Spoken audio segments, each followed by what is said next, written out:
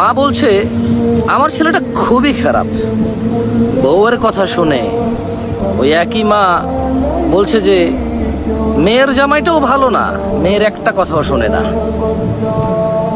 বোন বাপের বাড়ি এসে বলল যে ভাইটা আগের মতো নেই, খারাপ হয়ে গেছে, তত্ত্ব তালাশ করে না, দাওয়াত দেয় না, খোঁজ খবর নেয় না, ঈদ চাঁদ কোরবানি যায় জামা কাপড় দেয় না, একটু দাওয়াতও করে না, একটু বিপদে পড়লে হেল্প করে না।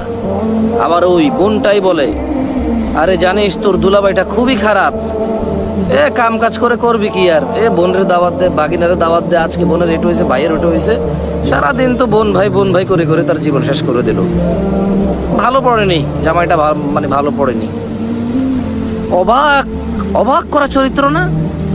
মা তার ছেলের জন্য যে চরিত্রকে অপছন্দ করে, ঘৃণা করে, বদদোয়া করে, কিন্তু মা তার মেয়ের জামাইয়ের জন্য এমন চরিত্রের আকাঙ্ক্ষা করে।